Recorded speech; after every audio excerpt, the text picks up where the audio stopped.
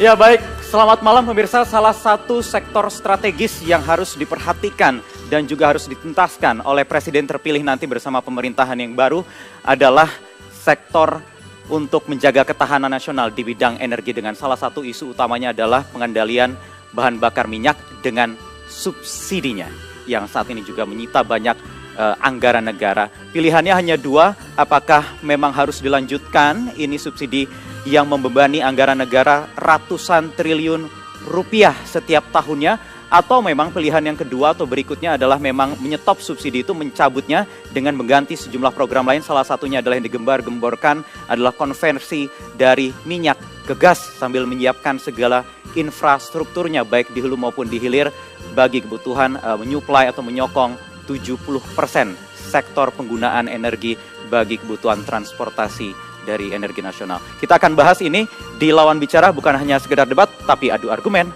yang bermartabat.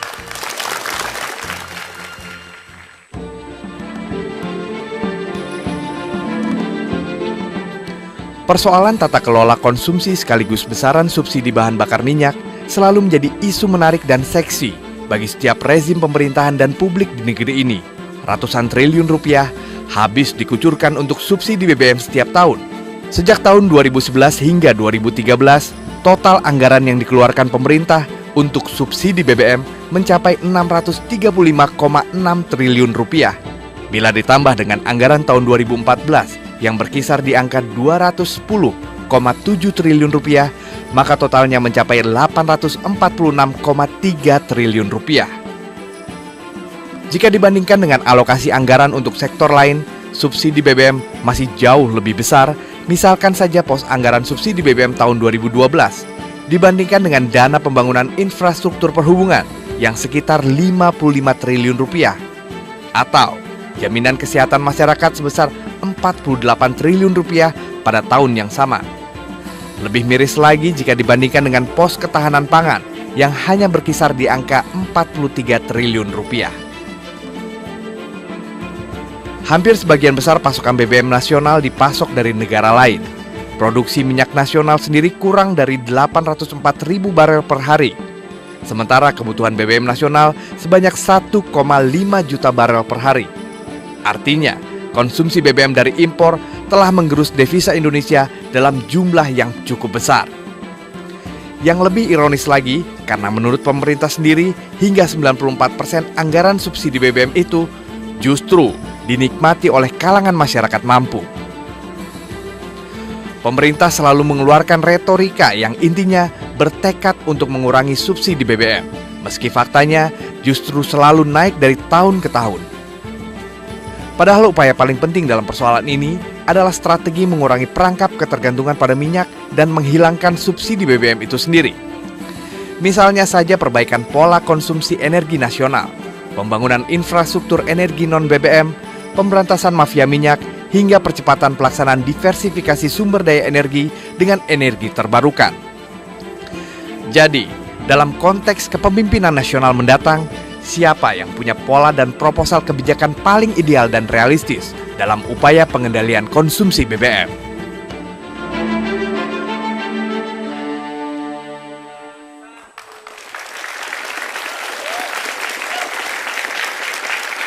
Ya, itu dia tadi ulasan singkat dari paket yang sudah kita saksikan bersama-sama. Sudah ada dua orang panelis yang nanti juga akan mengawal jalannya debat di Lawan Bicara malam hari ini. Yang pertama saya ingin perkenalkan ada pakar perminyakan dari ITB, Profesor Dodi Abdasa. Selamat malam, Prof. Selamat malam.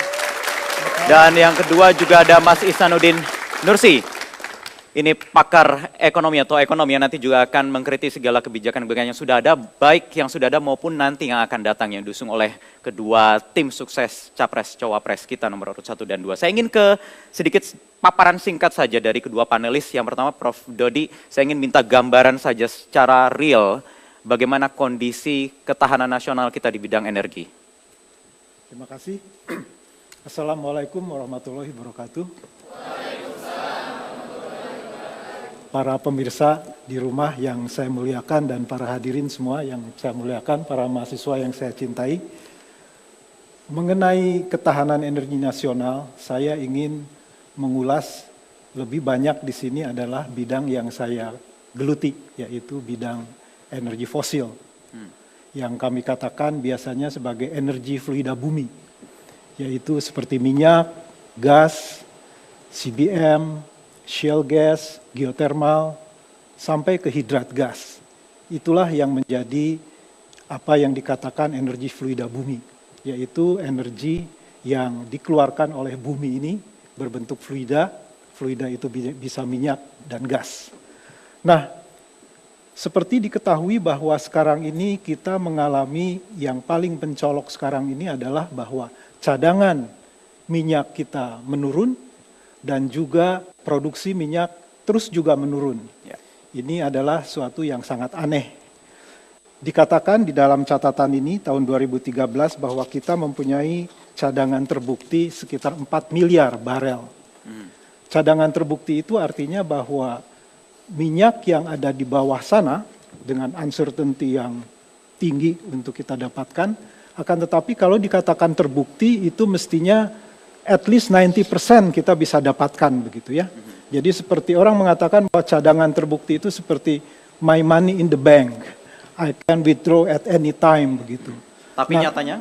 Tapi nyatanya begitu ya, kita punya cadangan my money in the bank 4 miliar, tapi minta 1 juta barel saja kok sulit begitu. Nah ini yang harus kita geluti bersama oleh para ini tadi apa namanya? Baik, kita nanti teruskan lagi lanjutan paparannya. Prof. Dodi, saya ingin ke Mas Ihsan. Mas Ihsan ini sebagai dokternya juga ini anggaran negara kira-kira, Dok. Ini anggaran negara yang sudah terbebani ratusan triliun setiap tahunnya dan makin terus bertambah. Sehatkah memang beban subsidi BBM kalau memang terus dilanjutkan atau bagaimana bijaknya?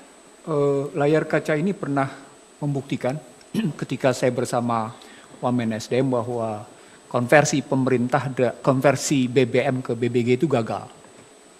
Jadi andai kata sejak awal 2013 kita betul-betul serius mengkonversi BBM ke BBG, terutama juga bahan bakar diesel ke BBN ke nabati, maka sesungguhnya kita tidak akan menjerit subsidi tahun ini yang besarnya sesungguhnya lebih besar dari yang Anda sebut. 230 triliun ditambah dengan 98 listrik, 230 itu BBM. Itu posisi terakhir di 2014. Nah kalau Anda bertanya apakah ini bengkak, itu karena memang kita tidak mampu menghadapi dua industri otomotif dan industri keuangan ditambah dengan kegagalan kita mengatasi transportasi publik. Dampaknya jadi akhirnya permintaan masyarakat di industri otomotif naik di satu sisi, pada saat yang sama keberhasilan industri keuangan menawarkan produk-produk keuangan sehingga masyarakat membeli motor.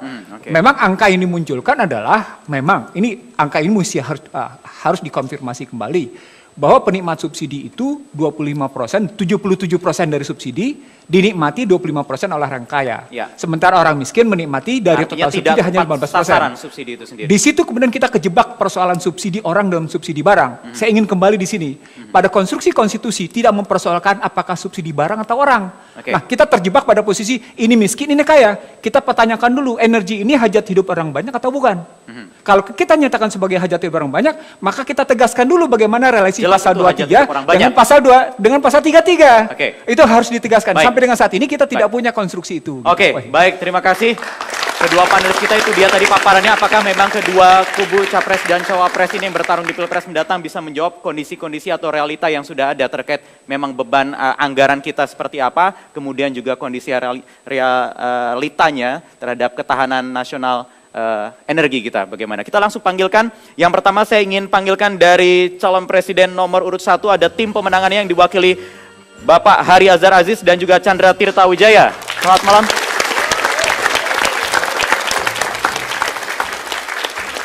Selamat malam Pak Hari, Pak Chandra. Dan kemudian dari tim pemenangan Jokowi JK ada Mas Darmawan Prasojo dan Arif Budimanta. Selamat malam. Oke, baik. Kita tahan sebentar, Bapak-Bapak. Kita akan lihat bagaimana pemaparan dari kedua tim pemenangan pasangan Capres dan Cawapres ini usai jeda berikut ini di Lawan Bicara. Kami akan segera kembali.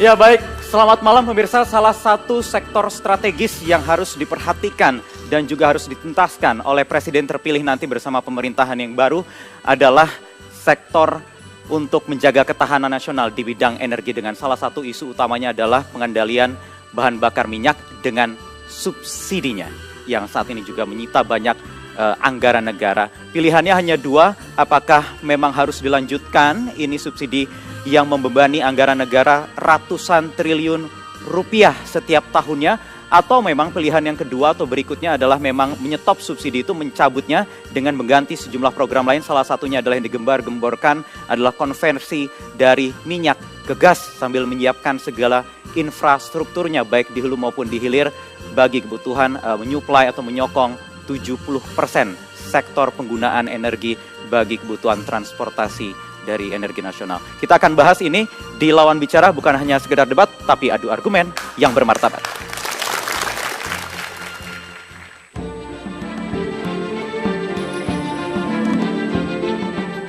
Persoalan tata kelola konsumsi sekaligus besaran subsidi bahan bakar minyak selalu menjadi isu menarik dan seksi bagi setiap rezim pemerintahan dan publik di negeri ini. Ratusan triliun rupiah habis dikucurkan untuk subsidi BBM setiap tahun. Sejak tahun 2011 hingga 2013, total anggaran yang dikeluarkan pemerintah untuk subsidi BBM mencapai 635,6 triliun rupiah. Bila ditambah dengan anggaran tahun 2014 yang berkisar di angka 210,7 triliun rupiah, maka totalnya mencapai 846,3 triliun rupiah. Jika dibandingkan dengan alokasi anggaran untuk sektor lain, subsidi BBM masih jauh lebih besar. Misalkan saja pos anggaran subsidi BBM tahun 2012 dibandingkan dengan dana pembangunan infrastruktur perhubungan yang sekitar 55 triliun rupiah, atau jaminan kesehatan masyarakat sebesar 48 triliun rupiah pada tahun yang sama.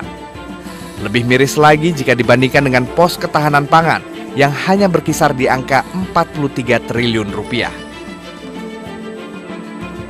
Hampir sebagian besar pasokan BBM nasional dipasok dari negara lain. Produksi minyak nasional sendiri kurang dari 804.000 barel per hari. Sementara kebutuhan BBM nasional sebanyak 1,5 juta barel per hari. Artinya, konsumsi BBM dari impor telah menggerus devisa Indonesia dalam jumlah yang cukup besar. Yang lebih ironis lagi, karena menurut pemerintah sendiri, hingga 94% anggaran subsidi BBM itu justru dinikmati oleh kalangan masyarakat mampu. Pemerintah selalu mengeluarkan retorika yang intinya bertekad untuk mengurangi subsidi BBM, meski faktanya justru selalu naik dari tahun ke tahun. Padahal upaya paling penting dalam persoalan ini adalah strategi mengurangi perangkap ketergantungan pada minyak dan menghilangkan subsidi BBM itu sendiri. Misalnya saja perbaikan pola konsumsi energi nasional, pembangunan infrastruktur energi non-BBM, pemberantasan mafia minyak, hingga percepatan pelaksanaan diversifikasi sumber daya energi dengan energi terbarukan.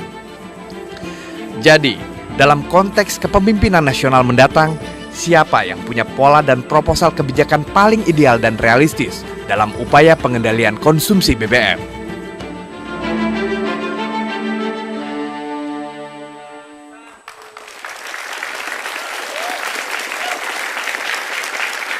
Ya, itu dia tadi ulasan singkat dari paket yang sudah kita saksikan bersama-sama. Sudah ada dua orang panelis yang nanti juga akan mengawal jalannya debat di Lawan Bicara malam hari ini. Yang pertama saya ingin perkenalkan ada pakar perminyakan dari ITB, Profesor Dodi Abdasa. Selamat malam, Prof. Selamat malam. Dan yang kedua juga ada Mas Ihsanuddin Nursi. Ini pakar ekonomi atau ekonom yang nanti juga akan mengkritik segala kebijakan-kebijakan yang sudah ada, baik yang sudah ada maupun nanti yang akan datang, yang diusung oleh kedua tim sukses Capres-Cawapres kita nomor urut 1 dan 2. Saya ingin ke sedikit paparan singkat saja dari kedua panelis. Yang pertama Prof. Dodi, saya ingin minta gambaran saja secara real bagaimana kondisi ketahanan nasional kita di bidang energi. Terima kasih. Assalamualaikum warahmatullahi wabarakatuh. Para pemirsa di rumah yang saya muliakan dan para hadirin semua yang saya muliakan, para mahasiswa yang saya cintai. Mengenai ketahanan energi nasional, saya ingin mengulas lebih banyak di sini adalah bidang yang saya geluti, yaitu bidang energi fosil. Yang kami katakan biasanya sebagai energi fluida bumi, yaitu seperti minyak, gas, CBM, shale gas, geothermal, sampai ke hidrat gas. Itulah yang menjadi apa yang dikatakan energi fluida bumi, yaitu energi yang dikeluarkan oleh bumi ini berbentuk fluida. Fluida itu bisa minyak dan gas. Nah, seperti diketahui bahwa sekarang ini kita mengalami yang paling pencolok sekarang ini adalah bahwa cadangan minyak kita menurun dan juga produksi minyak terus juga menurun. Ya. Ini adalah suatu yang sangat aneh. Dikatakan di dalam catatan ini tahun 2013 bahwa kita mempunyai cadangan terbukti sekitar 4 miliar barel. Cadangan terbukti itu artinya bahwa minyak yang ada di bawah sana dengan uncertainty yang tinggi untuk kita dapatkan, akan tetapi kalau dikatakan terbukti itu mestinya at least 90% kita bisa dapatkan begitu ya. Jadi seperti orang mengatakan bahwa cadangan terbukti itu seperti my money in the bank, I can withdraw at any time begitu. Tapi nyatanya? Tapi nyatanya begitu ya, kita punya cadangan my money in the bank 4 miliar, tapi minta 1 juta barel saja kok sulit begitu. Nah ini yang harus kita geluti bersama oleh para ini tadi apa namanya Baik, kita nanti teruskan lagi lanjutan paparannya. Prof. Dodi, saya ingin ke Mas Ihsan. Mas Ihsan ini sebagai dokternya juga ini anggaran negara kira-kira dok. Ini anggaran negara yang sudah terbebani ratusan triliun setiap tahunnya dan makin terus bertambah. Sehatkah memang beban subsidi BBM kalau memang terus dilanjutkan atau bagaimana bijaknya? Layar kaca ini pernah membuktikan ketika saya bersama Wamen SDM bahwa konversi BBM ke BBG itu gagal. Jadi andai kata sejak awal 2013 kita betul-betul serius mengkonversi BBM ke BBG, terutama juga bahan bakar diesel ke BBN, ke nabati, maka sesungguhnya kita tidak akan menjerit subsidi tahun ini yang besarnya sesungguhnya lebih besar dari yang Anda sebut. 230 triliun ditambah dengan 98 listrik, 230 itu BBM. Itu posisi terakhir di 2014. Nah kalau Anda bertanya apakah ini bengkak, itu karena memang kita tidak mampu menghadapi dua industri otomotif dan industri keuangan ditambah dengan kegagalan kita mengatasi transportasi publik. Dampaknya jadi akhirnya permintaan masyarakat di industri otomotif naik di satu sisi, pada saat yang sama keberhasilan industri keuangan menawarkan produk-produk keuangan sehingga masyarakat membeli motor.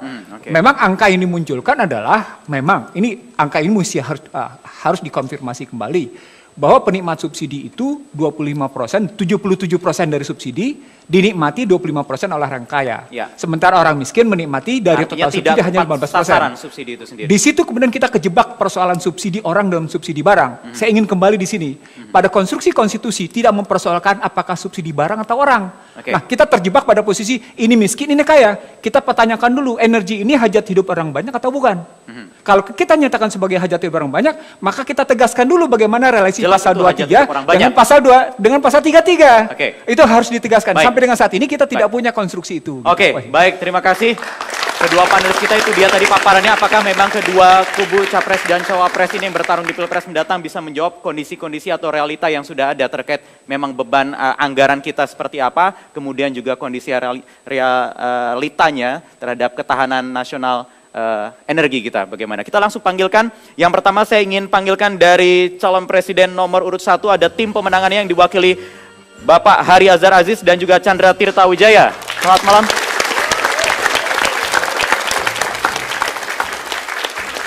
Selamat malam Pak Hari, Pak Chandra. Dan kemudian dari tim pemenangan Jokowi JK ada Mas Darmawan Prasojo dan Arif Budimanta. Selamat malam. Oke, baik.